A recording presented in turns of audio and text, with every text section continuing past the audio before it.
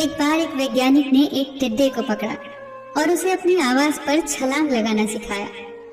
वैज्ञानिक टिड्डे से कहता, कूदो। टिड्डा उसकी आवाज सुनते ही जोर से छलांग लगा देता। अब वो वैज्ञानिक था तो प्रयोग करना तो बनता ही था। उन्होंने टिड्डे की छलांग पर प्रयोग किया। वैज्ञानिक ने उसकी एक टांग तोड़ दी और फिर बोला, कूदो। अब टिड्डे की छलांग की दूरी कम हो गई। वैज्ञानिक ने उसकी दूसरी टांग तोड़ दी और फिर बोला, कूदो।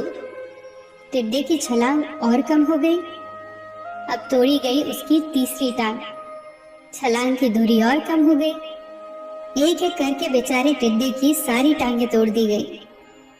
अब आखिरी टांग टूटने पर जब उसे कहा गया कूदो, तो वो हिल भी नहीं पाया। अब वैज्ञानिक ने अपना निष्कर्ष अपनी डायरी में लिखा। जानते हो उसने क्या लिखा? जब टिड्डे की एक टांग तोड़ी गई तो वो थोड़ा बहरा हो गया। जब उसकी दूसरी टांग तोड़ी गई तो वो और बहरा हो गया। हर टांग टूटने के साथ वो और बहरा होता गया और सारी टांग टूटने के बाद वो बिल्कुल बहरा हो गया। जोर जोर से चिल्लाने का भी उस पर कोई असर नहीं हुआ। वो तो अपनी जगह से हिला तक नहीं। छलांग लगाना तो दूर की बात थी। इस कहानी को सुनकर सभी को ऐसा ही लग रहा है ना कि क्या मूर्ख वैज्ञानिक था। इतनी सीधी सी बात उसे समझ नहीं आई। क्या कुछ लोग ये भी सोच रहे होंगे कि ये तो किसी बच्चे को भी पता है कि टिड्डे की छलांग उसकी टांग टूटने की वजह से कम होती जा रही थी, ना कि वो बहरा हो गया था। पर दोस्तों, हम सभी जीवन में कई बार ऐसे ही मूर्ख बन जाते हैं।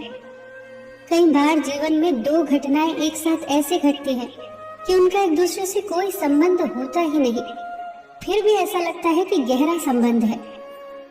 कभी कभी दिखता कुछ और है, हमें समझ कुछ और आता है और वास्तव में होता कुछ और है। इसीलिए अगर पछताना नहीं है तो जीवन में जल्दबाजी में कोई निर्णय न ले।